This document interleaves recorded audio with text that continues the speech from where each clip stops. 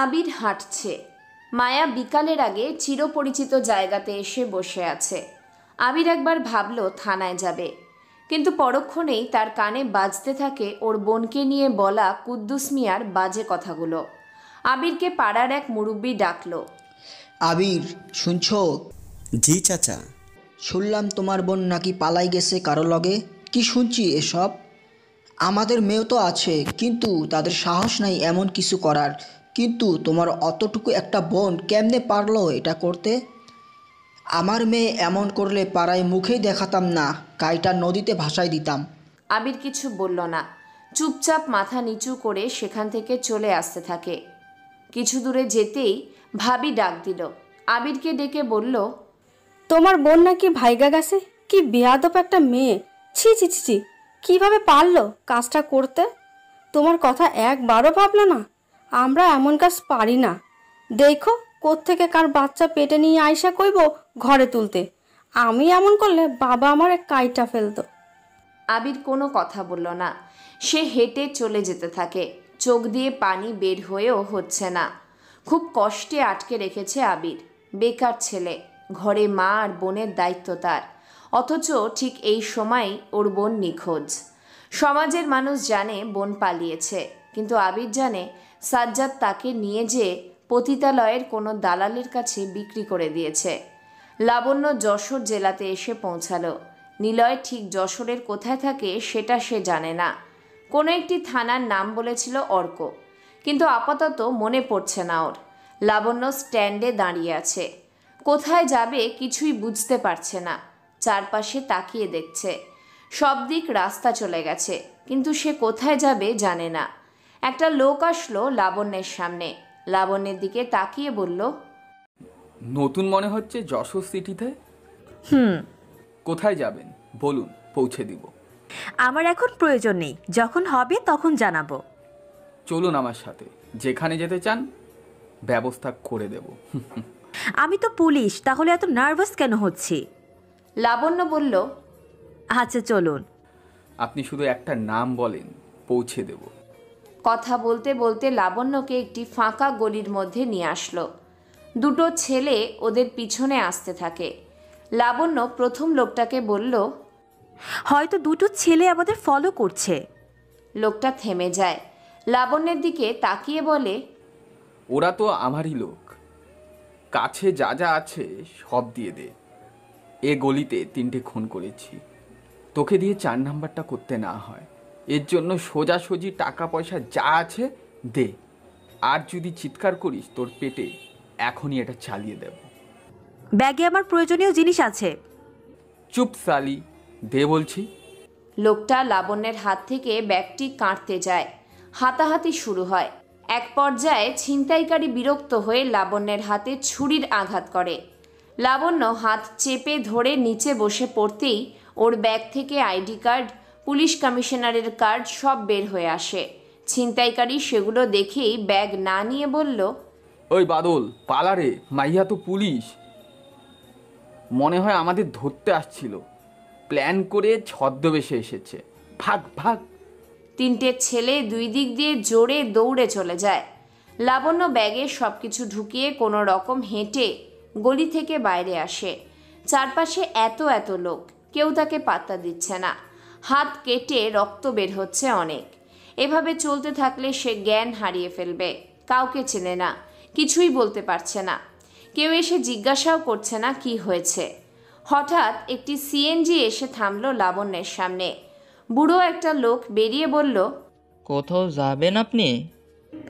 আমাকে একটা ভালো হসপিটালে নিয়ে যান প্লিজ। আইসা উঠে পড়েন, সেনে একটা হাসপাতাল আছে ভালো। ড্রাইভার লাবণ্যকে নিয়ে চলে যায় হাসপাতালের দিকে। হাসপাতালটা শহরের থেকে কিছুটা বাইরে, কিন্তু এখানেই যেন সব ভিড়। হাসপাতালের নাম BN Jashore city hospital. Driver হাসপাতাল নিয়েই কথা বলছে। ম্যাম, আমার কাছে রুমাল আছে, হাতটা বাইধা নেন, অনেক রক্ত বের হচ্ছে। সমস্যা নেই, এটা নতুন কোনো বিষয় না। ইনফেকশনের ভয়ে ডাক্তার দেখাতে হবে। আইসা, পিথিয়াপা ভালো একজন ডাক্তার, ফ্রিতে আমাদের মতো লোকদের সেবা দিয়ে থাকে। আপনার পোশাক দেখে মনে হচ্ছে বড় লোক, তাই আপনার থেকে টাকা নেবে। সমস্যা নেই। আপনাকে সোজা ওনার রুমে নিয়ে যাইব। হাসপাতালটা ওনারই, অনেক ভালো একজন মানুষ। ওনার হাজব্যান্ডও ডাক্তার। আর কতক্ষণ লাগবে? সামনে তো হসপিটাল রেখে আসলাম। আর 5 মিনিট। বোঝেনি তো, যশোর সিটিতে ইজি বাইকের সিএনজিতে ভরপুর। আগে রিক্সা ছিল, কিন্তু কমাই দিছে। সরকার কইছিল রিক্সা বাতিল হইব। আচ্ছা তাড়াতাড়ি চালান। আপনার নাম কি? রতন শেখ। বয়স 43 হইছে। ছেলে মেয়ে বউ সব আছে। বাসা এইখানেই। অনেক বেশি কথা বলেন। কিছু সময় পর রতন গাড়ি নিয়ে থামে হসপিটালের সামনে। লাবণ্য পকেট থেকে 100 টাকার নোট বের করে বের হলো। হাত থেকে রক্ত যেন তখনও পড়ছে। লাবণ্য মনের দিক দিয়ে শক্ত হলেও শরীর যেন চলতে চাইছে না। বিএনসিটি হসপিটাল যশোরের মধ্যে প্রবেশ করলো। পিছন থেকে রতন বলল, ম্যাম, এত টাকা তো ভাড়া না, তাই ফেরত দিতে আসলাম। ভালো হইছে, আপনারা ভেতরে নিয়ে যাই। চলুন, বিথি আপার কাছে দেখাবেন হাত। লাবণ্য কিছু বলল না, সে এগিয়ে যেতে থাকে। আসতে এত দেরি করলে কেন? আর তোমার ফোন অফ দেখায়, কারণটা কি? ভাগ্যিস তুমি বুঝেছিলে আমি সময়ের আগেই এখানে আসব। আবির যে মায়ার পাশে বসলো। আবির জানে মায়া একবার দেখা করতে চাইলে সবার আগে মায়া এসে আবিরের জন্য অপেক্ষা করবে। আবির এত বলেছে, তবুও মায়া কখনো শোনেনি। একবার যদি বলে দেখা করার কথা, আবিরের দেখা করতেই হবে, না হলে মায়া সারাদিন কথা শুনিয়ে শুনিয়ে কান্না করবে। আবির, তোমার মুখটা শুকনো লাগছে কেন? এমনি। কিছু খাওনি? খেয়েছি। মিথ্যে বলছো আমাকে। আমি জানি তুমি খাওনি। সরে এসো এদিকে। আবির মায়ার দিকে একটু তাকালো। চোখ দুটো মায়ার ফোলা ফোলা হয়ে আছে, লালও হয়ে আছে। আবির মনে মনে বলল, মায়া কাঁদছিল কেন? কি হয়েছে ওর? আবির প্রশ্ন করেও করল না। মায়া ব্যাগ থেকে টিফিন বক্স বের করে মুখ খুলল। পোলাওয়ের গন্ধ আবিরের নাকে এসে পড়া শুরু করেছে। সরে আসো। হা করো দেখি। খাবো না আমি। আবির, মন খারাপ বুঝতে পারছি, তবে আগে খেয়ে নাও। তুমি খেয়েছো? আমি খেয়ে নেব। না, আগে তুমি খাও। খাইয়ে দাও। আবির হাত ধুয়ে মায়াকে খাইয়ে দিল। মায়াও আবিরকে খাইয়ে দিল। মায়া বলল, ইচ্ছে ছিল তোমাকে প্রতি বেলাতে খাইয়ে দিতে। ইচ্ছে ছিল সকালে ঘুম থেকে ডেকে তুলে তোমাকে খাইয়ে দেব। আবির কথা বলল না। সে খাবার মুখে নিয়ে চিবাতেও পারছে না। গলাটা কেমন কষে ধরছে, গিলতেও পারছে না ও। চোখে যেন এক আকাশ বৃষ্টির নোনতা জল জমা হয়ে গেছে। আবির কোনো রকমে খেয়ে বসা থেকে উঠে দাঁড়ালো। মায়া বলল, কোথায় যাচ্ছ? আমাকে যেতে হবে। আবির। মায়া আবিরের হাত শক্ত করে ধরল। আবির একটু ঘুরে তাকায়। মায়ার চোখের দিকে তাকিয়েই চোখ সরিয়ে নিল, কারণ মায়ার চোখে সে অন্যরকম কিছু টের পাচ্ছে। বিষাদের এক বিশাল মরুভূমির রং জমা হয়েছে মায়ার চোখে মুখে। আবির, কিছু কথা শুনে যাও প্লিজ। ওকে। আমাকে নিয়ে পালাবে আবির? পালাবো তাই না? পালানোর মতো অবস্থা থাকলে আজ কেন, অনেক আগেই তোমাকে নিয়ে পালাতাম। না আছে পকেটে টাকা, না আছে থাকার জায়গা, আর না কিছু করি আমি যে তোমাকে নিয়ে পালিয়ে গেলে কিছুই হবে না। কি অদ্ভুত না সব কিছু। আজকের পর তোমাকে আর ফোন দেব না, আর না দেব কোনো মেসেজ।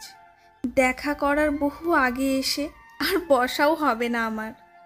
এসে দেখবে আমি তোমার জন্য অপেক্ষাও করছি না। লাগাতার কল মেসেজ দিচ্ছি না তোমায়, কেয়ার নিয়ে বলছি না। খেয়ে নিও, কি খেয়েছো, এসব কিচ্ছু বলবো না আর। বুঝবে না তুমি আবির আমার গুরুত্বটা। হাহাকার করবে তুমি। শরীরের শান্তিটা কি জানো? শারীরিক সম্পর্কে থাকে শরীরের শান্তি, আর মনের শান্তি কি জানো? ভালোবাসায় থাকে মনের শান্তি। তোমার নামে আমার শরীর আর মন দুটোই কবে লিখে দিয়েছিলাম না তুমি শরীরের ওপর হাত বাড়িয়েছো আর না ব্যবহার করেছো। বড্ড বোকা তুমি। এখন কেউ ভালোবাসলে মনের নয় দেহের শান্তি খোঁজে। বোকারা ভালো হয় অনেক, তুমি অনেক ভালো আবির, অনেক ভালো। আমার ভালো লাগছে না, চলে যাচ্ছি। পালাতে যাচ্ছ কেন? কাঁদতে পারছো না তাই? আমি তো কাঁদছি না। যাই হোক, আজ সন্ধ্যায় আমার বিয়ে। তুমি না বলতে আমাকে বউয়ের শাড়িতে দেখবে। চলে এসো, কোনো বাধা নেই। যাও এবার। মায়া আবিরের হাত ছেড়ে দেয়। আবির স্থির দাঁড়িয়ে আছে। তাড়াতাড়ি গেঞ্জির হাতায় চোখ মুছে মায়ার পাশে বসে বলল, ও, বিয়ে করে নিও তাহলে।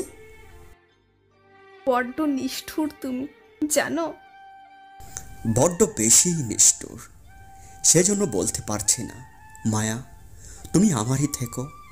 বলতে পারছি না তোমাকে ছাড়া আমি কিভাবে থাকতে পারবো। বলতে পারছি না তোমাকে ভেবে চোখে ঘুম আসাটা আর হয়তো বা হবে না। খুব নিষ্ঠুর আমি। বেকার ছেলে, স্বার্থপর তো হতেই হবে, তাই না? তুমি তোমার শহরে ভালো থেকো। আমি না হয় আমার শহরে তোমাকে খুঁজে অপরাধী হয়ে থাকবো। উচ্চবিত্তদের ভালোবাসা পূর্ণতা পায়, মধ্যবিত্তরা খুব কষ্ট পায়, আবার পায় না। কিন্তু আমাদের মতো নিম্নবিত্তদের ভালোবাসা সেটা তো বামন হয়ে চাঁদ দেখার মতোই। আকাশের একটি পূর্ণিমার চাঁদ। তোমাকে দূর থেকে কেবল দেখে যেতে হবে। তোমাকে পাওয়ার বাসনা চিরকাল থাকবে, কিন্তু তোমাকে পাবো না। চাঁদ যেমন দিনের আলোতে হারিয়ে যায়, আমাবস্যাতে হারিয়ে যায়, তেমনি তুমিও আর চাকরি, টাকা, অর্থের কাছে আমার থেকে হারিয়ে গেলে। তুমি আমাকে ভালোবাসো, আমিও তোমাকে ভালোবাসি। তোমাকে পাওয়ার অধিকার আমার নেই কেন? ভালোবাসা তো ছিল আমারই, তাই না? বলতে পারবে না আমি তোমাকে ভালোবাসিনি।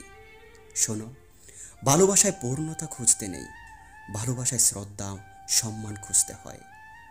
চায়নাতে ভালোবাসা মানে একসাথে থাকলেই হবে, বিয়ে করা লাগে না, লিভ টুগেদার থাকতে হয়।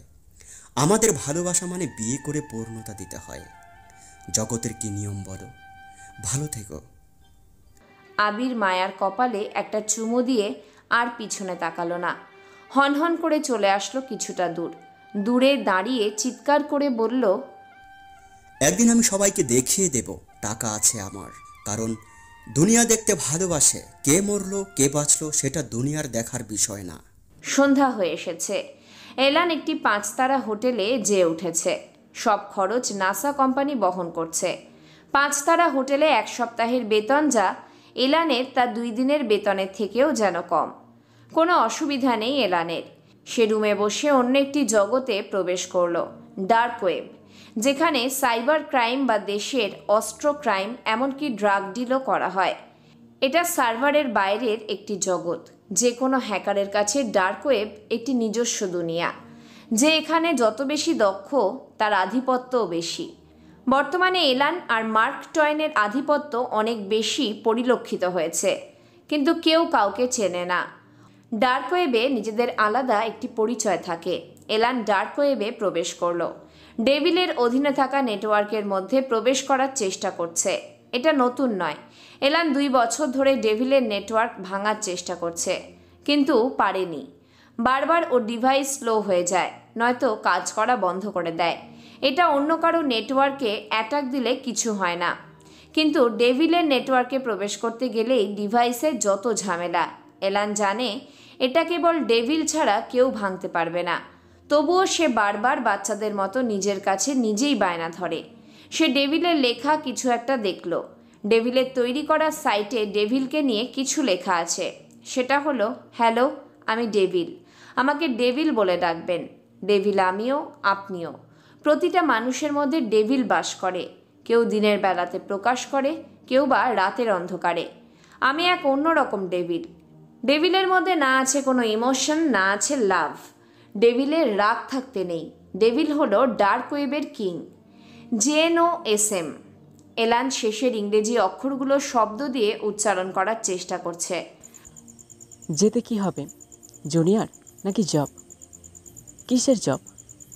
ডেভিল তো টাকার মালিক ছিল, তাহলে জব হবে না।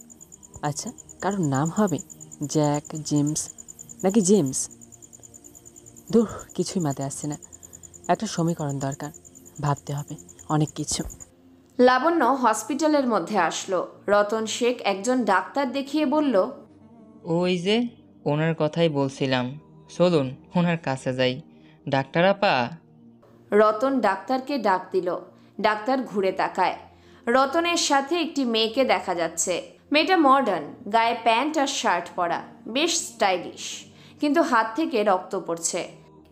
আরে কাকা, আপনি? উনি কে? হাত কেটে গেছে কি করে? আমি জানি না, নিয়ে আসলাম আপনার এখানে। আচ্ছা, আমার কেবিনে নিয়ে চলো। লাবণ্য কোনো কথা না বলে ওদের পিছনে যেতে থাকে। চারপাশ তাকিয়ে দেখছে। হসপিটালটা বেশ পরিচ্ছন্ন। লাবণ্য ডাক্তারের কেবিনে প্রবেশ করেছে। নাম প্লেট চোখে পড়ল লাবণ্যের। ডাক্তার বিথি হাসান। বিথি কাটা স্থান সেলাই করে দিলেন। যা যা প্রসেস দরকার সব তিনি কমপ্লিট করে ব্যান্ডেজ করে দিলেন। আপনার নাম কি? জি, লাবণ্য। আপনাকে মনে হচ্ছে যশোরের না, কথার মধ্যে ঢাকার টোন আছে। জি, আমি ঢাকা থেকে এসেছি, কমিশনার অফ পুলিশ। পুলিশ? আপনাকে দেখে পুলিশ মনে হচ্ছে না। না হওয়ারই কথা। তো যশোরে কেন? কোনো কেসে? আসলে তা না, আমি একজনকে খুঁজতে এসেছি ছুটিতে এসে। যশোরে? কাকে? আমার এক ফ্রেন্ড, কিন্তু সে কোথায় থাকে জানি না, শুধু নামটাই জানি। কোথায় থাকবো এটাও জানি না। আচ্ছা, বুঝছি। আপাতত 2-1 দিন থাকার ব্যবস্থা করতে পারি আমাদের বাসায়। ওকে। বিথি যেন কাকে ফোন করলো। কিছু সময় পর আরেকজন ছেলে ডাক্তার আসলো বিথির কেবিনে। বিথির সামনে একটা সুন্দরী মেয়ে দেখে বলল, কে নি? তুমি কি ওনার কথাই বলেছো? হ্যাঁ, উনি পুলিশ। যশোরে এসেছে তার বন্ধুকে খুঁজতে। ও। সবাই লাবণ্যের দিকে তাকিয়ে আছে। তারপর বিথির হাজবেন্ড লাবণ্যের দিকে তাকিয়ে বলল, হসপিটালটা আমাদের। আমি লাবণ্য, কমিশনার অফ পুলিশ। আপনি কাকে খুঁজছেন? আরে, আগে ওনাকে বাসায় নিয়ে যায়, রেস্ট তো নিক, তারপর না হয় জানা যাবে। ওকে, চলুন তাহলে। লাবণ্যকে নিয়ে ওরা বের হলো। শুভ নিজেই গাড়ি চালাচ্ছে। লাবণ্য জানে না সে কোথায় যাচ্ছে। ওর মনে কেবল একটাই চিন্তা, নিলয়। নিলয় এখন কোথায় আছে? কিভাবে খুঁজবো আমি তাকে? নিলয় যদি জানে আমি এখানে, তবে কি সে আমাকে মেরে ফেলবে? না না, মারবে না। যদি মারতে চাইতো তাহলে সেদিন গোডাউনে অন্ধকার ঘরেই তো মেরে ফেলতো। লাবণ্য কথাগুলো ভাবতে ভাবতে অজানার উদ্দেশ্যে যাচ্ছে। সন্ধ্যা হয়ে এসেছে প্রায়। রাতেই মায়ার বিয়ে। আবির নিজেকে সামলাতেই পারছে না। কথায় আছে, বিপদ যখন আসে তখন একসাথেই আসে। একদিকে অসুস্থ মা, অন্যদিকে নিখোঁজ তার বোন আরিয়া। আরেকদিকে প্রেয়সী হারানোর বিশাল যন্ত্রণা যেন আবিরকে দুমড়ে মুচড়ে দিচ্ছে।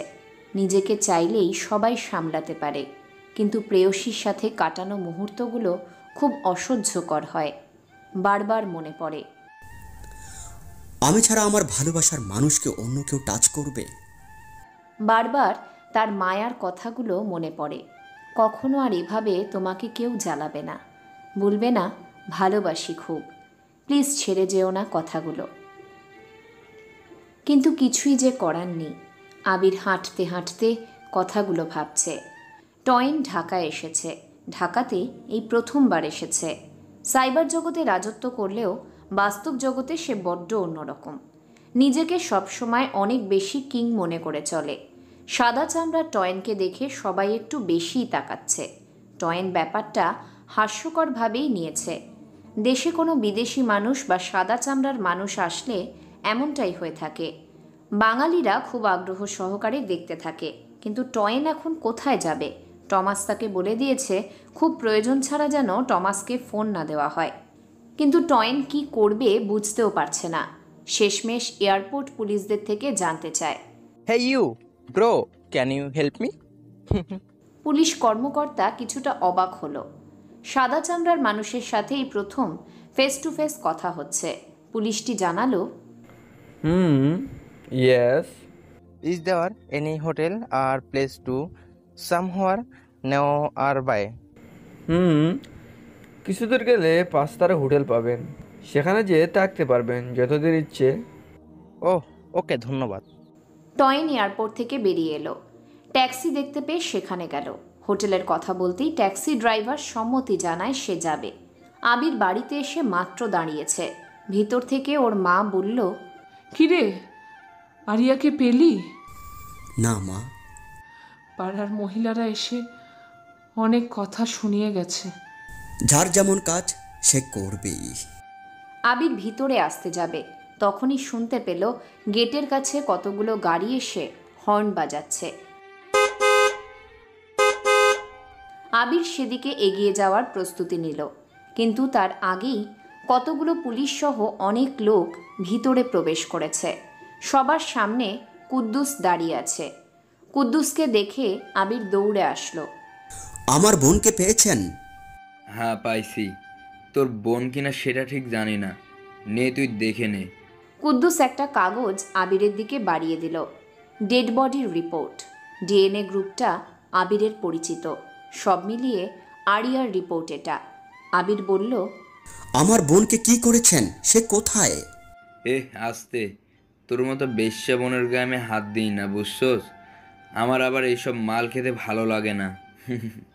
কুত্তার বাচ্চা, তোকে আমি। আরে থাম থাম, এলাকার মানুষ তোর বোনকে দোষ দিচ্ছে। সেই বোনের পক্ষে তুই আবার বেশি কথা বলিস না। তোর বোন এখন এলাকার একটা মা হয়ে গেছে, বুঝছস? একবার গা থেকে পুলিশের পোশাক খোল আর লোকগুলোকে চলে যেতে বল। আমার বোনকে নিয়ে বাজে একটা কথা বললে তোকে আমি এখানেই মেরে রেখে দেব। চুপ থাক হালার পো, বোনের সৎ ভাই। যা শালা, ওই অ্যাম্বুলেন্স থেকে মালটারে বের কর, সাথে কি কি ড্রেস পরেছিল সব দে। কুদ্দুস কথাটা বলে থামল। কয়েকজন ছেলে নার্স এসে লাশ নামিয়ে রাখলো আবিরের পাশে। পুলিশেরা কয়েকটা ড্রেস এনে আবিরের সামনে রেখে দিল। আবির একবার ড্রেসগুলোর দিকে তাকায়, আরেকবার তাকায় কাপড়ে ঢাকা একটি লাশের দিকে। চারপাশে লোকজনের ভিড় জমেছে। এলাকায় এমনিতে রটে গেছে যে আবিরের বোন পালিয়ে গেছে কারোর সাথে, তার উপর পুলিশ এসেছে লাশ নিয়ে। বিষয়টা নেহাত ছোট কোনো বিষয় নয়। ফাহিদা বেগম দৌড়ে আসলেন। মেয়ে মনে করে লাশের কাপড় সরিয়ে দেখে বীভৎসভাবে পুড়িয়ে ফেলা হয়েছে। মুখ দেখে চেনার উপায় নেই। আবির বলল, এটা আমার বোন না। দেখ, আমরাও ভেবেছিলাম এটা তোর বোন না, কিন্তু পরে খোঁজ করে ডাক্তারের সহায়তায় জানতে পারি এটা তোরই বোন। আর লাশের পাশে ব্যাগ করে এই কাপড়গুলো পেয়েছি, আর দেখ কাপড়গুলো ওর কিনা। ফাহিদা বেগম কাপড়গুলোর দিকে তাকায়। কাপড় জড়িয়ে ধরে চিৎকার করে কেঁদে উঠে বলল, আবির, তোর বোন যাওয়ার আগে এই ড্রেসটাই পরেছিল। যাওয়ার সময় এটা। সবগুলো কাপড় আমি চিনি। তাহলে আমাদের কাজ শেষ, এখানে সাইন করুন আর সব কিছু খতম, ওকে? আমার বোন এভাবে মরতে পারে না। চুপ কর হালার পোত। তোর বোন তো টাকার লেগে ঝামেলা করছিল, এর জন্য লোকে ধইরা পোড়াই দিছে। সবাই শুনুন, আবিরের বোন একটা বেশ্যা। সে ঢাকাতে যায়নি। বেশ কয়েক মাস ধরে সংসারের অভাবের কারণে গোপনে আরিয়া দেহ ব্যবসা করত। টাকার জন্য গতকাল রাতে ঝামেলা হয়, তারা ওকে মেরে গেছে। আমরা যে লাশ পাইছি, দেখুন যে কাপড় পরেছিল সে কাপড়ই, কিন্তু খোলা আর ঠিকঠাকভাবে আছে। তার মানে আরিয়ার গায়ে কোনো কাপড় ছিল না। আর কখন একটা মেয়ের গায়ে কাপড় থাকে না তা আপনারা ভাইবা দেখেন। আবির আর নিজেকে সামলাতে পারে না। কুদ্দুসের গালে জোরে একটি ঘুষি বসিয়ে দিল। পুলিশগুলো সাথে সাথেই আবিরের কাছে এসে আবিরকে পিটাতে শুরু করে। ফাহিদা বেগম কুদ্দুসের পা ধরে বলে, দয়া করে ওকে ছেড়ে দিন, ওর কোনো দোষ নেই, আর কিছুই বলবে না ও। প্রীতি দৌড়ে আসলো। আবিরের সামনে এসে কুদ্দুসকে বলল, এটা কি করছেন? অন ডিউটি পুলিশ অফিসারের গায়ে হাত তোলার জন্য যা খুশি তাই করছি। সে তো ভুল কিছু করেনি। আপনি আমাদের বোনকে নিয়ে বাজে কথা বলছেন কেন? বাজে কথা? হ্যাঁ, বাজে কথা। মেডিকেল রিপোর্ট দেখান যে সে ওরকম একটি খারাপ মেয়ে ছিল। প্রমাণ না করে কাউকে খারাপ বলছেন কেন? ওই সার শালাকে পরে দেখে নেব। কুদ্দুস কথাটা বলে সেখান থেকে চলে আসলো। সব পুলিশরাও সেখান থেকে চলে আসে। আবিরের সারা গা ফেটে রক্ত বের হচ্ছে। ব্যথায় আর যন্ত্রণায় যেন মাটিতে শুয়ে কোঁকাচ্ছে। প্রীতি আসলো আবিরের কাছে। তখনই নিয়াজ সাহেব এসে বলল, প্রীতি, তুই এখানে কেন? চল বাড়িতে। এইসব খারাপ পরিবেশ থাকলে খারাপ হয়ে যাবি। প্রীতিকে জোর করে টেনে নিয়ে যায় ওর বাবা। এলাকার লোক বলা শুরু করে, আরিয়ান তাহলে তলে তলে এত কিছু করে বেড়াতো? ছি, কি বাজে একটা মেয়ে, কত ভালো জানতাম। আবির কোনো রকমে উঠে দাঁড়ায়। আরিয়ার সব বান্ধবীরাও এখানে এসেছে। আবির চিৎকার করে বলে, আমার বোন খারাপ না, আমার বোন পতিতা না, ওর বান্ধবীরা তো জানে। ওই তোমরা বলো, আমার বোন এমন না, তাই না? আরিয়া এরকমইও ক্লাসে ফাঁকি দিয়ে বের হতো, তারপরে আসতো না, প্রতিদিন এমন করতো, হয়তো কারোর রুমে চলে যেত। আবির মেয়েগুলোর কথা শুনে অবাক হয়। এক এক করে সবাই ছিছি করতে করতে চলে যেতে থাকে। আবির ওর বোনের লাশের কাছে আসলো। ফাহিদা বেগম জোরে কাশি শুরু করে দিয়েছে। কাশতে কাশতে বলে, আবির, আরিয়া কখনো এমন করতে পারে না। অনেক ভালো রে। সবাই মিথ্যে কথা বলছে, তাই না? হ্যাঁ মা, আমি জানি। ফাহিদা বেগম জোরে জোরে কাশছে, কাশির সাথে রক্ত পড়ছে। হঠাৎ খুব গতিতে বৃষ্টি শুরু হলো। আবির ওর পুড়ে যাওয়া বোনের লাশের দিকে তাকিয়ে আছে। পাশেই ওর মা ফাহিদা বেগম আরিয়াকে জড়িয়ে শুয়ে আছে মুখ নিচু করে। ফাহিদা বেগম কাশছেন না। আবির ওর মাকে ডাকলো, মা তুমি চুপ কেন? তুমি ভিতরে যাও, মা কথা বলো। ফাহিদা বেগমের থেকে কোনো প্রকার শব্দ আসছে না। আবির হাঁটু ভাঁজ করে বসে বোনের দিকে তাকালো এক পলক। তারপর মায়ের গায়ে হাত দিতেই ফাহিদা বেগম টলে পড়ে গেল। মুখে একগাদা রক্ত লেগে আছে, সাদা কাপড়ে রক্ত ভরে গেছে। আবির বুঝে যায় কাস্তে কাস্তে এত রক্ত ঝরিয়েছে ওর মা। আবির লাফ দিয়ে ওর মায়ের কাছে গেল। মায়ের হাত ধরে জোরে জোরে কয়েকবার ডাকলো, মা, মা, এই মা। ফাহিদা বেগম চোখ বন্ধ করে শুয়ে আছে মাটিতে। আবির বুঝে যায় ওর মা আর নেই। আবির মাথা জড়িয়ে ধরে বুকে নিল। বৃষ্টির পানির গতির থেকেও যেন আবিরের চোখের পানির গতি অঝরে ঝরে পড়ছে। কাল থেকে আবির ঠিকভাবে কাঁদেনি। বোনের চিন্তা সারা দিন ওকে তাড়িয়ে বেরিয়েছে। একদিকে মায়া, আরেকদিকে ওর বোনের লাশ, তারপর ওর মায়ের লাশ। সব কিছু আবিরের অনুভূতিগুলোকে চরমভাবে বিপর্যস্ত করে দিয়েছে। আবির কথা বলতে পারছে না। চারপাশে তাকালো, কেউ নেই ওর পাশে। বাড়িতে সে একা, পাশে দুটো লাশ। যাদেরকে সে অনেক ভালোবাসে তাদের লাশ পড়ে আছে। এলান একটি হোয়াইট বোর্ড কিনে এনেছে, কিন্তু মার্কার পেন আনেনি। যখন সে রুমের দরজা খুলে বের হয় তখনই দেখে ওরই মতো একজন বিদেশি সামনের রুমের মধ্যে প্রবেশ করছে। এলান কিছুক্ষণ অবাক হয়ে তাকায়। এই হোটেলে সে উঠেছে বিকেলের আগে, আরেকজন বিদেশি উঠল সন্ধ্যার পরে। কেউ? টয়েনও আর চোখে এলানের দিকে তাকালো। টয়েন মনে মনে বলল, বাংলাদেশে আমারই মতো আরেকজন। কি ব্যাপার, সে এখানে কেন? টয়েন ভিতরে চলে যায়। এলান ওর কাজের জন্য নিচ থেকে পেন চেয়ে আনে। হোয়াইট বোর্ডে এলান ওই অক্ষরগুলো লিখল, JNOSM। এলান প্রথম অক্ষর নিয়ে কতগুলো ছক বানিয়ে ফেলল। প্রথম ছকে জে দিয়ে জায়গার নাম সাজালো, তারপর নামের লিস্ট সাজালো, এরপর খাবারের, ডিভাইসের, মানে সন্দেহ হয় এমন কোনো কিছুই বাদ রাখেনি এলান। প্রথমে খাবারের নাম বাদ দিতে থাকে। এভাবে 3-4 ঘন্টা বসে থেকে এলান বলল, আচ্ছা, ডেভিল তো বাংলাদেশি, তাহলে এই অক্ষর দিয়ে জায়গার নাম হবে না তো? প্রথম অক্ষর দিয়ে বাংলাদেশের সব স্থানে জায়গার নাম খুঁজে বের করলো। প্রতিটা বিভাগের নাম লিখল এলান, কিন্তু কোনো বিভাগের নাম জে দিয়ে শুরু হচ্ছে না। এলান বিরক্ত হয়ে ফোন বিছানায় আছাড় মারল। ল্যাপটপ অন করলো ও। বেশ কয়েক মাস আগে একটি ভাইরাস বানিয়েছিল এলান, নাম দিয়েছিল থ্রোনস। থ্রোনস ভাইরাসটি ডার্ক ওয়েবে খুব রেয়ার। ভাইরাসটি পাওয়ার জন্য এলানের সাইটে বহুবার অ্যাটাক করা হয়েছিল। সহজ করে বলি, ক্ল্যাশ অফ ক্ল্যান গেমে এক একটা টাউন হলে সার্চ দিয়ে অ্যাটাক দিতে হয়, তেমনি এলানেরও সাইটে ওরমভাবে অ্যাটাক করা হয়েছিল। কোনো টাউন হলে archer tower, string tower, wizard tower, বিভিন্ন বোম এরকম protect time cyber control system আছে, যারা এক একটি সাইট রক্ষা করে থাকে। তবে এলান যেন একটু বেশি আপডেটেড ছেলে।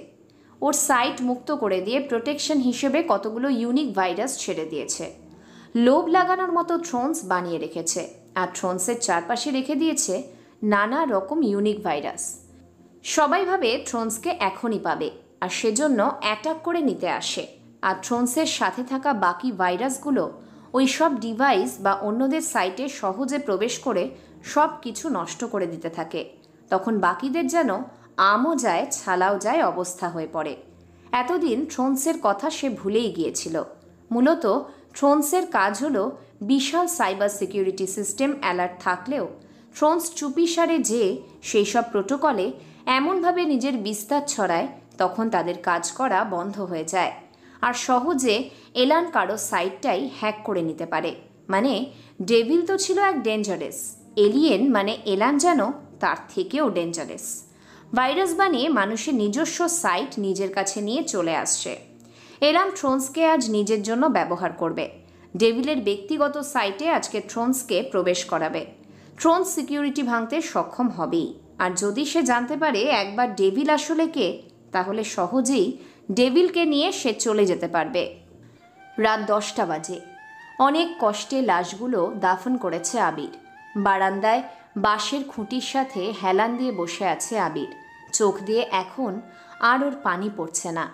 প্রিয় মানুষদের মুখগুলো চোখের সামনে ভাসছে আবিরের। হঠাৎ মায়ার কথা মনে পড়ল ওর। সে ভেজা শরীরে বের হয়ে আসলো। মায়াকে খুব দেখতে ইচ্ছে করছে আবিরের। খুব বেশি চিন্তায় থাকলে আবির যদি মায়াকে দেখত তবে চিন্তাটা অনেক কমে যেত। এজন্য সে মায়াকে দেখার উদ্দেশ্যে বেরিয়ে পড়ে। লাবণ্য বিশাল একটি বাড়িতে এসেছে। বাড়িতে তেমন কাউকেই দেখেনি ও। সেই বিকালে এসেছিল, কিন্তু একটি বাচ্চা, একজন বয়স্ক লোক, একজন মহিলাকে দেখেছে লাবণ্য। এত বড় বাড়িতে মাত্র 4-5 জন লোক। লাবণ্য নিলয়কে নিয়ে ভাবা শুরু করেছে। কোথায় পাবে তাকে? নাও জানে নিলয় কোথায়, আর না জানে নিলয় কোন জায়গাতে থাকে। ঠিকানা কি, কিভাবে যাবে? লাবণ্য পাইচারি করতে করতে দরজায় কড়া নাড়ার শব্দ শুনতে পেল। ভিতর থেকে জিজ্ঞাসা করল, কে? আমি বিথি, দরজা খোলো। ওহ আপু, আচ্ছা। দরজা খুলে দেয়। বিথি বলল, খাওয়ার সময় হয়ে গেছে, আমার ভাই আসছে তোমার সাথে দেখা করবে। ও তো বাড়িতে ছিল না, চলো এখন যাই। না আপু থাক, আমি বাইরে থেকে খেয়ে নিব। কি বলো তুমি? তুমি এখন আমাদের আত্মীয়, চলো। লাবণ্যকে নিয়ে বিথি আসতে থাকে। লাবণ্যের হাত ধরে তিনি নিচে খাবার টেবিলের দিকে নিয়ে যাচ্ছে।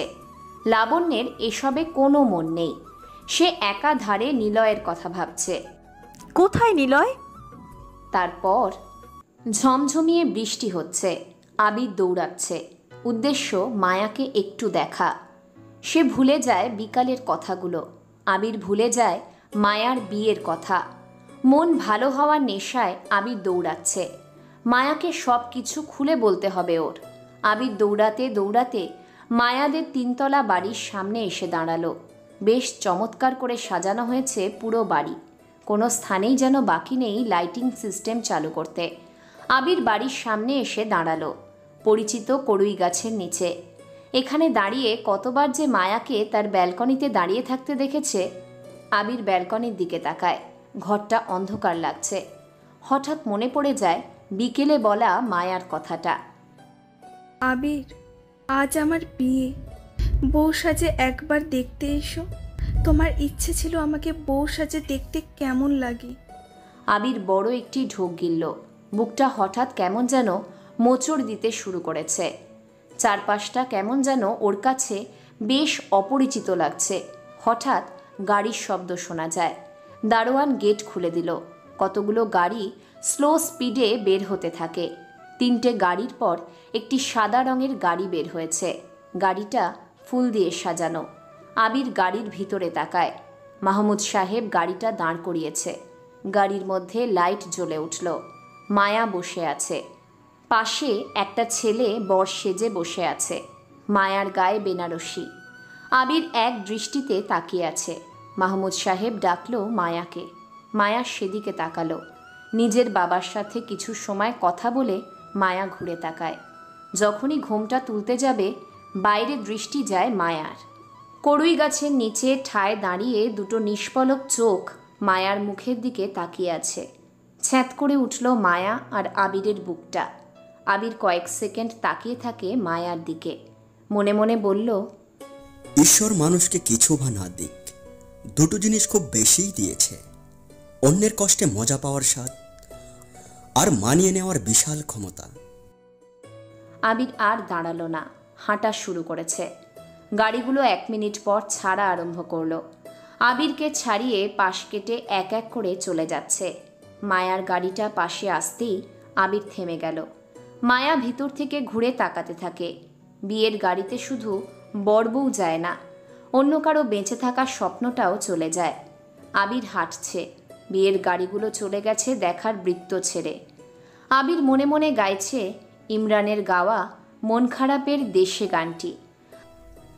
মন গড়া অভিযোগ জানি ভুলে যাবি তুই, কাছে এসে আলতো করে যদি তোর হাতটা ছুঁই। আবির বড় পিলারে উপরে এসে বসল। মায়াদের বাড়ি এখান থেকেও দেখা যায়। সে বাড়ির দিকে কিছুক্ষণ তাকিয়ে থেকে মনে মনে বলল, তুমিও একদিন আমাকে খুব করে চাইবে, রোজ সকালে ফোন চেক করবে আমি তোমার নামে কোনো বার্তা পাঠিয়েছি কিনা। শীত কল্পনায় শুয়ে আমাকে খুঁজবে কল্পনায়, বলা হবে না আর যাও খেয়ে নাও। তুমি খুঁজবে, চাইবে, ডাকবে, ফেরা হবে না তোমার আবর্ধনে, ফেরা হবে না তোমার আহ্বানে। মিষ্টি সকালে রেশ ঝরিয়ে বলবো না, পাগলি তোমাকে বড্ড বেশি দেখতে ইচ্ছে করছে। আমাকে তুমি খুব করে খুঁজবে একদিন, ডাকবে, চাইবে। দুপুরের ক্লান্ত ঘামে ভেজা বিষাদে বলা হবে না, দুপুরের খাবারটা খেয়ে নাও। তুমি হাহাকার করে চাইবে আমাকে, আমি তোমার মনের দোষারোপে হারাবো। স্বার্থপর নামে তোমার মনের উঠানে একটি গাছ হয়ে আসব। পরিচর্যাহীন আবেগ আমি আবারও মরে যাব। ডাকবে তুমি, হারাবো আমি। খুঁজবে তুমি, হারাবো আমি বহুদূর। চাইবে আমাকে তুমি, চলে যাব তোমার বাহুডোরে। সেদিন সত্যিই পাবে না আমাকে, পাবে না আমাকে তোমার আলিঙ্গনে। লাবণ্য ডিনারের জন্য টেবিলের দিকে আসতে থাকে। একটা ছেলে পিছন দিকে ঘুরে বসে আছে। একটা ছেলে নয়, ওই খাবার টেবিলে 4 জন লোক লাবণ্যের থেকে পিছন দিকে ঘুরে বসে আছে। বিথি আপু লাবণ্যের হাত ধরে ওদের সামনে নিয়ে গেল। লাবণ্য কারো দিকে তাকালো না, সে চুপচাপ চেয়ার টেনে বসল। বিথি আপু ভাত বেড়ে দিল। তরকারি বেড়ে দিতে যাবে, লাবণ্য জানায় সে নিজেই বেড়ে নেবে। বিথি আপু চেয়ারে যেয়ে বসল। লাবণ্য তরকারির বাটি নিজের কাছে যখনই আনতে যাবে তখনই চোখ যায় ওর সামনে বসা লম্বা একটি ছেলের দিকে। মুখে হালকা খোঁচা দাড়ি, বেশ স্মার্ট, আর সে ছেলেটাকে খুব ভালো করেই চেনে। সেই চেনা চোখ, চোখের ভ্রু, চেনা স্টাইল করা চুল। লাবণ্য পাশে তাকায়। আরও একটি পরিচিত মেয়ের মুখ দেখতে পেল লাবণ্য। এখনও যেন আগের মতোই আছে সে। লাবণ্য আরও পাশে তাকায়। আরও 2 জন পরিচিত মুখকে দেখতে পেল লাবণ্য। লাবণ্য হাঁ করে তাকিয়ে আছে ওদের দিকে। বিথি আপু লাবণ্যকে বলল, কি ব্যাপার, তুমি খাচ্ছ না কেন? ওদের দিকে ওভাবে তাকিয়ে আছো কেন? না মানে, তুমি তো চেনোই না। দাঁড়াও পরিচয় করিয়ে দিই। ও হলো আমার ভাই নিলয়, ওর ওয়াইফ নেহা, সাথে মাসুম আর শিয়াম, সবগুলোই আমার ভাই। ওই যে ওনারা আমাদের মা বাবা, আর এই পিচ্চি নিয়াত আমার ছেলে। Hello ma'am. সবাই এক এক করে লাবণ্যকে হাই দিল। লাবণ্য হতভম্ব হয়ে তাকিয়ে আছে সেদিকে। বিথি আপু নিজেই তরকারি বেড়ে দিল। লাবণ্যকে বকা দেওয়ার সুরে খেতে বললেন তিনি। বিথি আপু আরও বললেন, নিলয়, এ হলো লাবণ্য। তোরা বাসায় ছিলি না, তাই জানিস না। ও হলো পুলিশ, ওর বন্ধুকে খুঁজতে এসেছে। তুই একটু সাহায্য করিস খুঁজতে। ওকে, তুই বললে তো করতেই হবে। নিলয়, মেয়েটাকে তোরা সবাই মিলে হেল্প করবি। আর মা, তুমি খাচ্ছ না কেন? ওকে। নিলয় খাবার খেতে থাকে। লাবণ্য আদনান সাহেবের দিকে তাকিয়ে একটা ভদ্রতার হাসি দিলেন। তারপর নিলয়ের দিকে তাকাতে তাকাতে খাচ্ছেও। মাথার ভিতর কতগুলো প্রশ্ন ঘুরপাক খাচ্ছে লাবণ্যের। যাকে সে খুঁজতে এসেছিল, কাকতালীয়ভাবে সেই ছেলেটার বাড়িতেই লাবণ্য এসেছে। পরিচিত সেই নিলয় যেন একই রকম আছে, ইনোসেন্ট চাহনি, কথা বলাটাও যেন সে বোকাশোকা ধরন। সব মিলিয়ে লাবণ্য আবারও নিলয়কে দেখতে থাকে আগের মতো করে। নিলয় এখানে থাকে। এখন লাবণ্য বুঝতে পেরেছে হাসপাতালের নামের মানেটা কি। বিএনসিটি হসপিটাল, যশোর। নিলয় খাওয়া শেষ করলো। কোনো কিছু না বলে সে খাবার টেবিল থেকে উঠে যায়। লাবণ্য তাড়াতাড়ি উঠল। বিথি আপু কিছুই বলল না। নিলয়ের পিছু পিছু যেতে থাকে। নিলয়কে পিছন থেকে লাবণ্য ডাকল, নিলয় শুনছো? টয়েন ল্যাপটপ নিয়ে বসেছে। ডার্ক ওয়েবে প্রবেশ করলো ও। প্রতিদিন থ্রোনস ভাইরাসটা নেওয়ার জন্য টয়েন অনেক চেষ্টা করে, কিন্তু ফলস্বরূপ টয়েনের সাইটটাই নষ্ট হয়ে যায়, নতুবা হ্যাক হয়ে যায়। টয়েন প্রতিবার চেষ্টা করে ফেল হয়। থ্রোনস ভাইরাস এলিয়েন নামের একটি ডার্ক ওয়েবসাইটে উন্মুক্ত করে রাখা, কিন্তু সাইটে প্রবেশ করলেই গার্ড দিয়ে রাখা বাকি ভাইরাসগুলো ডিভাইস সহ সব কিছু যেন অফ করে দেয়। সাইটের নাম মিস্টার এলিয়েন, কিন্তু টয়েন জানে না এই এলিয়েনটা আসলে কে। টয়েনের আসল যে সাইটটা আছে সেটাও অনেক বড় পর্যায়ের। সেখানে চাইলে ও ব্যাক হ্যাকের মতো অনেক শক্তিশালী নেটওয়ার্ক হ্যাক করে নিজের জন্য ব্যবহার করতে পারে, কিন্তু টয়েনের এসব দরকার নেই। ও মাসে যা বেতন পায় সেটাই বিশাল কিছু। তবে টয়েনের ইচ্ছে থ্রোনস ভাইরাসটা নিজের কাছে নেওয়া। আপাতত সেটা হাতে পেলেই ও হয়ে যাবে ডার্ক সাইটের কিং। আর অতি সহজেই ও নাসা সিস্টেম নেটওয়ার্কে ভাইরাস ছড়িয়ে দিয়ে নিজের নিয়ন্ত্রণে নিতে পারবে। এখনও অবধি কেউ থ্রোনস ভাইরাসের মতো বড় কিছু ডার্ক সাইটে আবিষ্কার করেনি, কিন্তু সবচাইতে টয়েনের কাছে অবাক করা বিষয় হলো থ্রোনসের থেকেও শক্তিশালী নেটওয়ার্ক সিস্টেম অ্যাড করে ডেভিল নামের একটি সাইট বহু বছর ধরে একই রকম আছে। আর প্রতিদিন কম করে হলেও 5000-এর বেশি ডেভিল নামের সাইট অ্যাটাক করা হয়, কিন্তু কাজের কাজ কিছুই হয় না। এই দুটো সাইটের মালিককে তার সাধারণ হ্যাকার এমনকি টয়েনও জানে না। টয়েন ওর মতো চেষ্টা করতে শুরু করেছে। এদিকে আবির একা একা হাঁটছে। মাথার মধ্যে একটাই চিন্তা, সে অনেক টাকার মালিক হবে, আর সহজে খুব তাড়াতাড়ি অনেক টাকার মালিক হতে হলে চুরি করতে হবে তার। তবে আবির সহজ কোনো চুরি করবে না, সে চুরি করবে টাকা, আর টাকা থাকে ব্যাংকে। আর সে কারো টাকা ছুরি দেখিয়ে ছিনতাই করবে না, সে সরাসরি ব্যাংকের টাকা হাতিয়ে নেবে। কথাগুলো ভাবতে ভাবতে আবির এগিয়ে যায় বাড়ির দিকে। দূর থেকে একটা গাড়ির আলো আবিরের চোখে এসে পড়ে। আলোর গতি ক্রমশ আবিরের দিকে এগিয়ে আসতে থাকে। আবিরের সামনে এসে থামলো গাড়িটা। আবির বলল, কে? গাড়ি থেকে কয়েকজন ছেলে নামলো। হাতে স্ট্যাম্প, লোহার স্টিক, হকি স্টিক। ল্যাম্পপোস্টের আলোতে মুখগুলো স্পষ্ট। আবির ওদের মুখের দিকে তাকালো। সুজন, ফুয়াদ, নাইম আর শাহিন দাঁড়িয়ে আছে। ওদেরকে দেখে আবির বলল, তোরা ভালোই করেছিস। তোদেরকে মারাটা আমার নেশা হয়ে গিয়েছে, আগেই চলে এসেছিস। আমার বোনকে শাস্তি দিস নাই? চুপ সালা, আমার বাবা কি বলে জানিস? কখনো খারাপ কিছু করতে গেলে সাথে করে লোক নিতে নেই, কারণ সে কোনো না কোনো দিন নিজের বিরুদ্ধে সাক্ষী হবেই। আবার তিনি এটাও বলেন শত্রুদের বাঁচিয়ে রাখতে নেই, তোকে বাঁচিয়ে রাখার কোনো চান্স নেই, তবে একটু কষ্ট দিয়ে মারবো তোকে। সাজ্জাদ কথাগুলো বলে কোমর থেকে একটি পিস্তল বের করলো। আবিরের হাতে গুলি করলো ও। হাতের একপাশ দিয়ে বেরিয়ে যায় গুলি। ওরা চারজন জোরে জোরে হাসতে থাকে। চারজন ড্রিঙ্ক করে আছে। আবিরের চোখ গাড়ির মধ্যে চলে যায়। একটি মেয়ে সেখানে বসা। বুঝে যায় প্রতিদিন নতুন নতুন মেয়েদের সাথে মজা করাই হলো এদের নেশা। আবিরকে আরও একটি হাতে গুলি করতে যাবে সাজ্জাদ, ঠিক সেই সময় একটি বাইক এসে থামলো সেখানে। আবির সেদিকে তাকায়। শুধু আবির নয়, বাকিরাও সেদিকে তাকালো। মুখ ঢাকা একজন ব্যক্তি বাইকের ওপর দাঁড়িয়ে আছে। সাজ্জাদ কিছু জিজ্ঞাসা করতে যাবে তার আগেই বাইকার আগন্তুকটি পকেট থেকে কি যেন বের করলো। সাজ্জাদের সামনে যে পড়তেই কয়েক সেকেন্ড পরে সেগুলো ব্লাস্ট হয়ে যায়। সেখানে সাদা ধোঁয়া সঞ্চারিত হতে থাকে। বাইকার লোকটি আবিরের কাছে আসলো। ইশারায় বাইকে উঠতে বলল। আবির কিছু না ভেবেই বাইকে চেপে বসে। আবিরকে আগন্তুকটি সেখান থেকে নিয়ে চলে যায়। নিলয় দাঁড়ায় না, পিছন থেকে লাবণ্য ডাকছে। লাবণ্য দৌড়ে নিলয়ের সামনে এসে দাঁড়ালো। নিলয়ের দিকে তাকিয়ে বলল, এই ছেলে, সমস্যা কি তোমার? ডাকছি শুনতে পাচ্ছ না কেন? কে আপনি? লাবণ্য হতভম্ব হয়ে যায়। নিলয়ের দিকে আগের থেকে অনেক বেশি অবাক হয়ে তাকাচ্ছে। লাবণ্য এমন একটা কথা শুনবে কখনো কল্পনাও করেনি। নিলয় তাকে চিনতে পারছে না। লাবণ্য বলল, নিলয়, জানি না চেনার ভান করছো, কিন্তু কেন? দেখুন ম্যাম, আমি আপনাকে চিনি না। প্লিজ নিলয়, শোনো, আমি এখানে এসেছি তোমার বিপদ সামনে এটা জানতে। তোমাকে পৃথিবীর অনেকেই খুঁজছে। আমাকে নাকি ডেভিলকে? নিলয় গম্ভীর হয়ে একটু শব্দহীন মুচকি হাসল। ডেভিলের নাম শুনতেই লাবণ্যের শিরদাঁড়া যেন হঠাৎ দাঁড়িয়ে যেতে থাকে, সংকুচিত হওয়া শুরু করেছে। ডেভিল ব্যাক করা মানে অনেক কিছুই ঘটতে যাচ্ছে।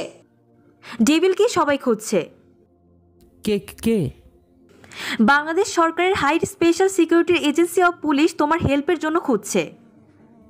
ডেভিল মরে গেছে, সেটা তুমিও জানো, আমিও জানি। বহু বছর আগেই ডেভিলকে মেরে ফেলেছি আমি।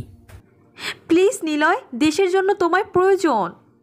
লাবণ্যের কথা শুনে নিলয় জোরে জোরে হাসা শুরু করেছে। লাবণ্য অবাক হয়ে তাকাচ্ছে নিলয়ের দিকে। নিলয় কিছুই বলছে না। মাসুম আর সিয়াম এসে পাশে দাঁড়ালো। লাবণ্য বলল, অর্ক কোথায়? অর্ক নেই।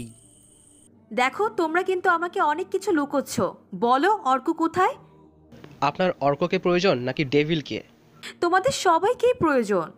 অনেক রাত হয়েছে, ঘুমাতে চল সবাই। নিলয় সবাইকে নিয়ে চলে গেল। লাবণ্য বোকার মতো তাকিয়ে রইল ওদের দিকে। কি বলবে ও বুঝতে পারছে না। যার জন্য সে এত দূর এসেছে সে এখন চিনতেই পারছে না। লাবণ্যের ফোনে মেসেজ আসে, অচেনা একটি নাম্বার। সে চেক করলো। লাবণ্য, আমি স্পেশাল সিকিউরিটি থেকে রিশান স্যারের সহকারী বলছি। ভাবছেন আপনার নাম্বার কোথায় পেয়েছি? বাংলাদেশের সব কর্মকর্তা থেকে শুরু করে মন্ত্রী, রাষ্ট্রপতি, এমনকি ছোট হাবিলদারের নাম্বারও আছে। যা বলার জন্য মেসেজ করা। দেশের অবস্থা অনেক খারাপ। প্রচুর পরিমাণে তথ্য বিক্রয়ের আগেই চুরি হয়ে যাচ্ছে। দেশ খুব বড় রকমের সমস্যায় পড়তে যাচ্ছে। স্যাটেলাইট অন্য দেশের আওতাভুক্ত নেটওয়ার্কদের সাথে সংযোগ করে নেওয়ার প্ল্যান করেছে। আপনাকে অবাক করে দেওয়ার মতো একটা তথ্য দেই। সেটা হলো মহাকাশেরও স্যাটেলাইটের মাধ্যমে ক্লাইম চলছে। আটকাতে পারছি না আমরা মাঝখানে পড়ে গিয়েছি। আমাদের সব সাইবার পুলিশ টিম হার মেনে যাচ্ছে। থ্রোনস নামে একটি ভাইরাসকে কেউ আটকাতে পারছে না। যে আটকাতে যাচ্ছে সেই ধরাশয় হচ্ছে। ডেভিলকে চাই আমাদের। আপনি জানেন ডেভিলই এটা পারবে। নাসা সাইবার হ্যাকারের সাথে আমরা কোনো দিনও পেরে উঠব না। ডেভিলকে আমাদের চাই। দরকার হলে ডেভিলকে নাসাদের বিরুদ্ধেও কাজ করতে হবে। লাবণ্য মেসেজটি পড়ে সামনে তাকায়। নিলয়েরা নেই সেখানে। নিলয় ছাদে এসে দাঁড়িয়েছে। পিছনে নেহা, মাসুম আর সিয়াম দাঁড়িয়ে আছে। নিলয় কিছু বলতে যাবে ওদের, তার আগে ফোন বাজতে থাকে। নিলয় তাকিয়ে দেখে অর্কের ফোন। ভাই, লাবণ্য ঢাকাতে নেই, ও চলে গেছে যশোরে। আর তোমাকে খুঁজছে প্রশাসনের লোক। কিছু একটা হতে যাচ্ছে, কিন্তু আমি কিছু বুঝতে পারছি না। আচ্ছা, পরে কথা হবে, সমস্যা নেই করো। নিলয় কথাটা বলে ফোন কেটে দিল। নেহা এগিয়ে আসলো নিলয়ের কাছে। বিথি বা আদনান সাহেব জানে না নিলয় ঢাকাতে কি করত। বর্তমানে নিলয় একটা কম্পিউটারের বিজনেস করে। বিশাল বড় কতগুলো কম্পিউটারের শোরুম বিজনেস করে। মাসুম, সিয়াম নিলয়কে হেল্প করে। মাসুম বলল, ছাদের উপর 4 জন দাঁড়িয়ে আছে। নীরবতা ভেঙে মাসুম বলল, লাবণ্য ম্যাম হঠাৎ কেন এখানে এসেছে? সেদিন ওকে মেরে ফেলাটা দরকার ছিল, তাহলে সাক্ষী থাকতো না। নিলয় মাসুমের কথা শুনে একটু মুচকি হাসল। সে বলল, লাবণ্যকে নিয়ে সমস্যা নেই, ও এসেছে আমাদের নাকি দেশের উপকারের জন্য দরকার।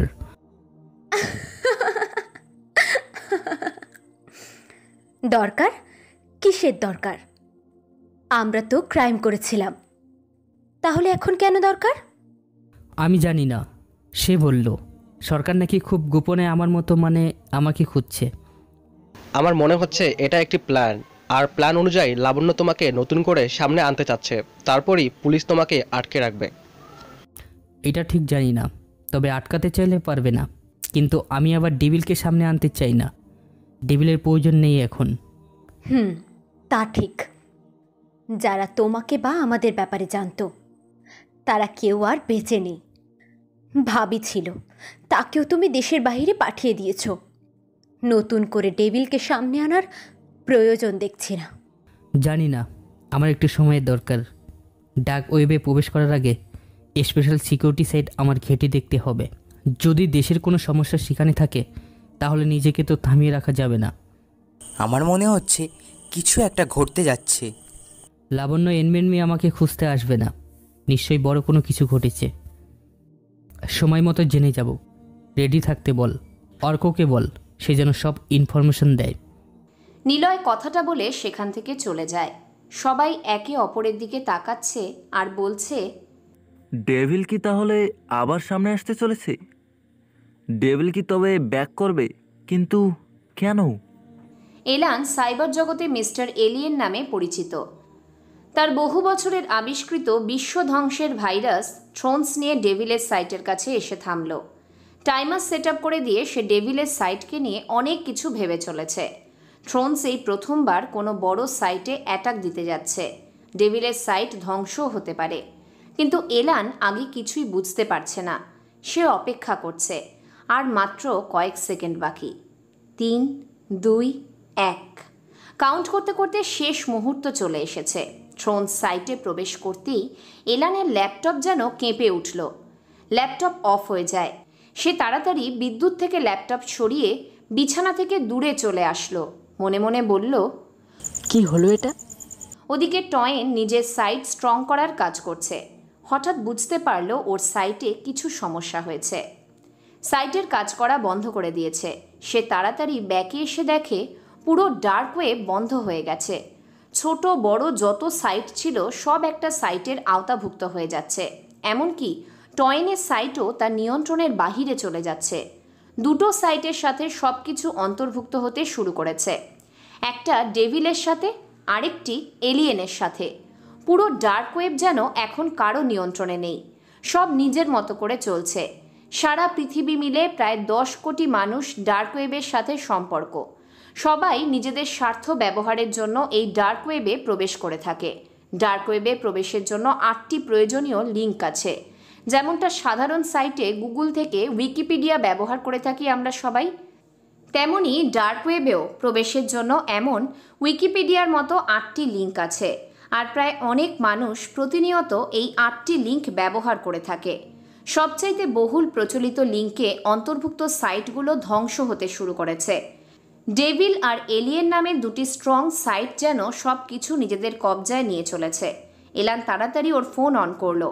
অ্যামাজন থেকে একটি এলিয়ান ওয়্যার এরিয়া 51 ল্যাপটপটি অর্ডার করলো, যার মূল্য $8,000 যা 6,81,694.48 বাংলাদেশি টাকা।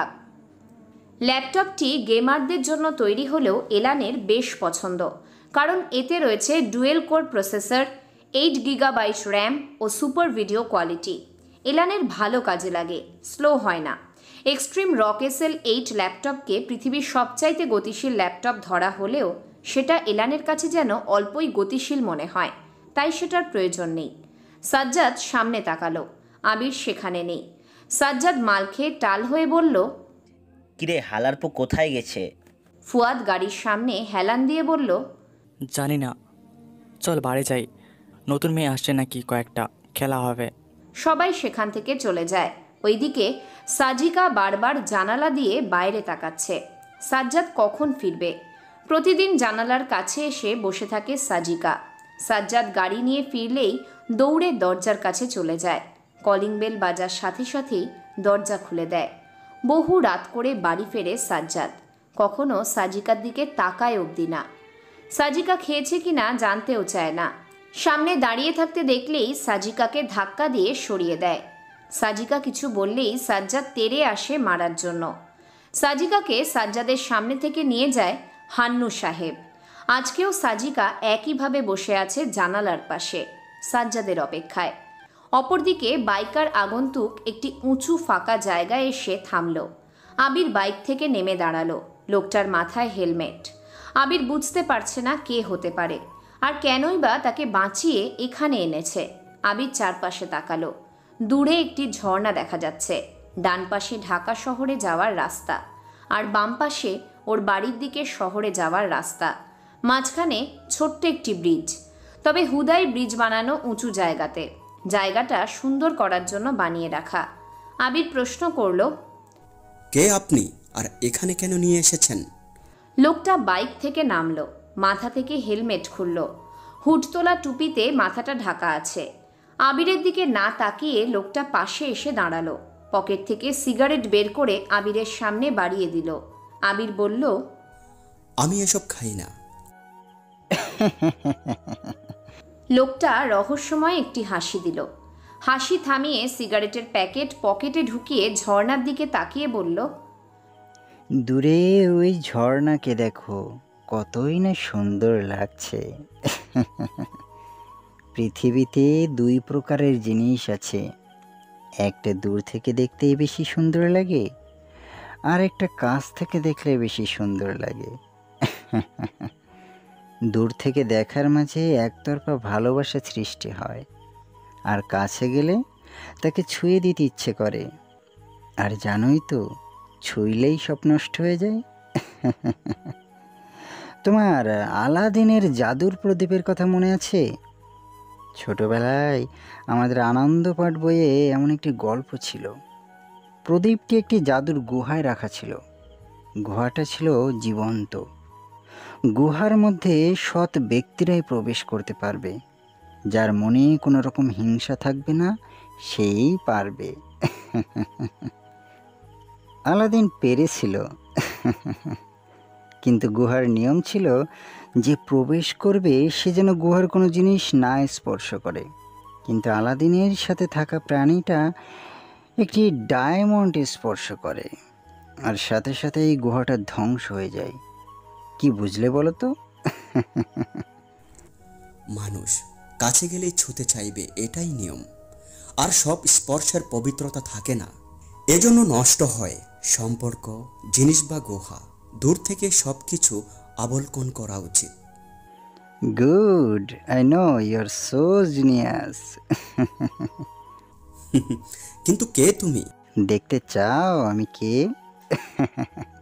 লোকটা আবিরের দিকে ফিরে মাথা থেকে টুপিটা তুলল। আবির তাকিয়ে বলল, রিফাত। ইয়েস ফ্রেন্ড, আমি রিফাত। আন্টি আরিয়া মারা গেছে আজ শুনেছি আরিয়া নাকি। আমার বোন খারাপ না, সে কোনো বেশ্যা নয়। আমার বোনকে ফাঁসানো হয়েছে। আমি জানি সেটা। দুজনে চুপ হয়ে গেল। রিফাত হলো আবিরের ভার্সিটির বন্ধু। ভার্সিটি শেষ হওয়ার পর কে কোথায় গিয়েছে কেউ জানে না।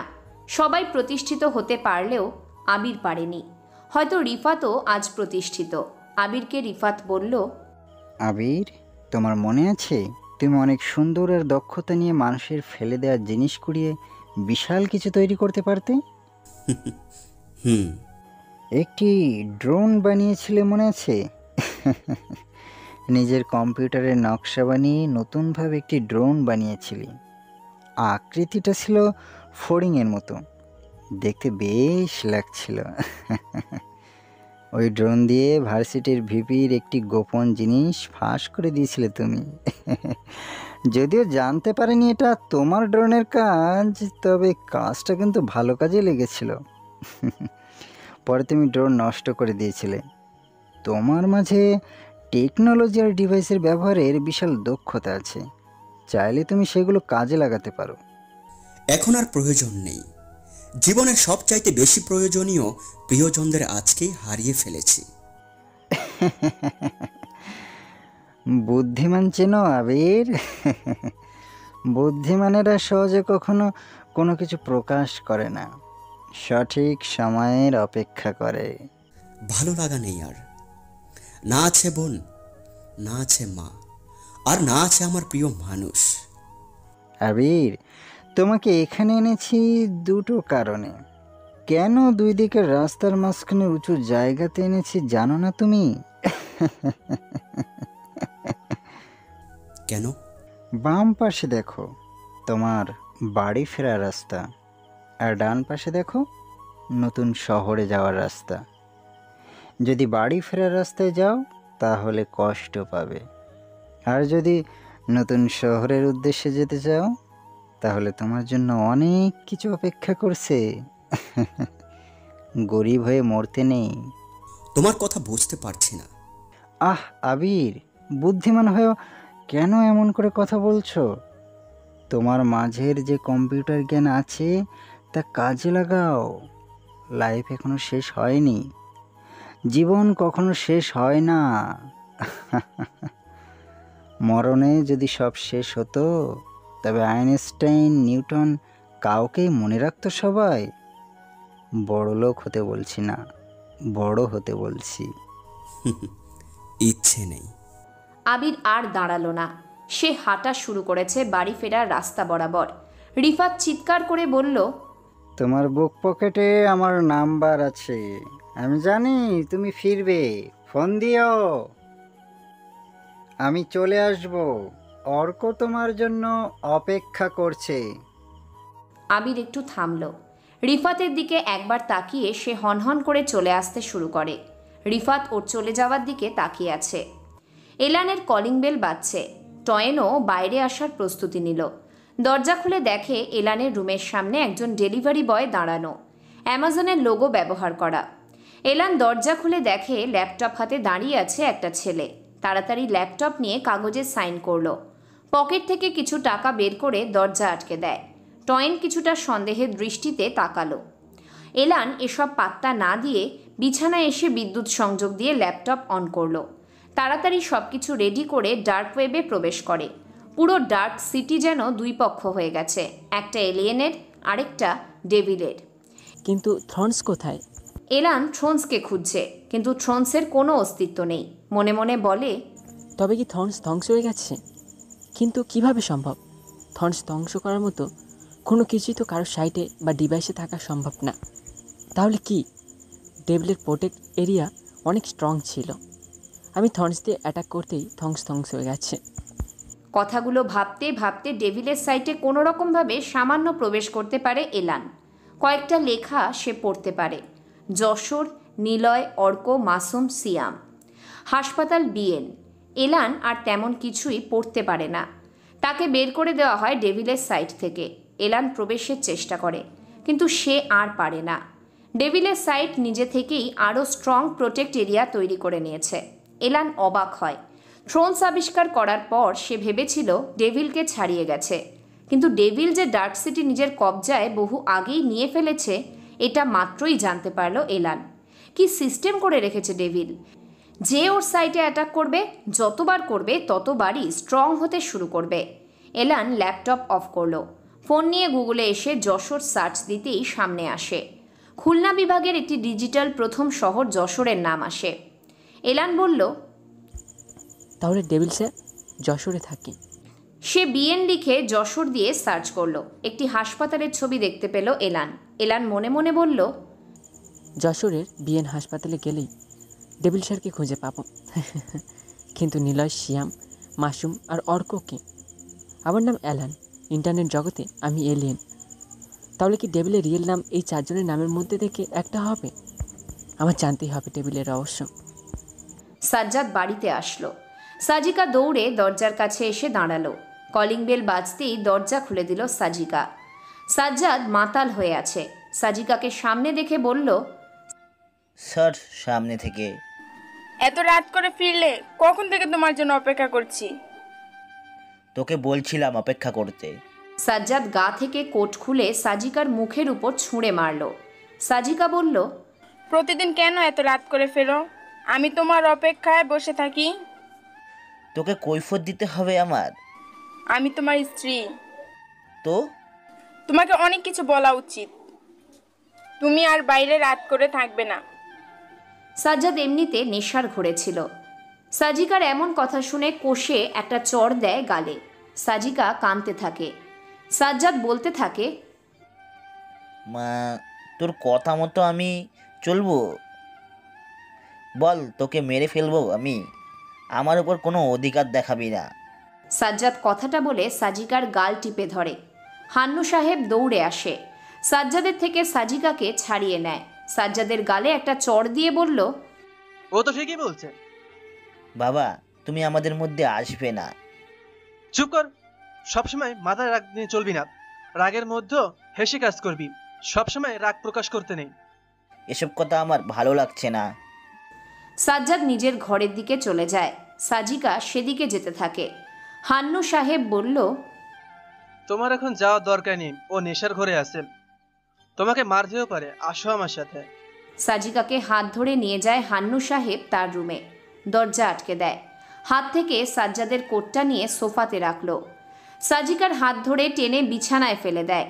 ওড়নাটা বুকের উপর থেকে তুলে নিয়ে ফ্লোরে ফেলে দিল। সাজিকা কিছুই বলে না, কারণ এটা নতুন কিছু নয়। সাজ্জাদের বিয়ের মাসখানেক পরেই সাজ্জাদের অগোচরে ওর নিজের বাবা তার নিজের বৌমার সাথে প্রতিনিয়ত এটাই করে এসেছে। সাজিকা কিছুই বলতে পারে না। তারপর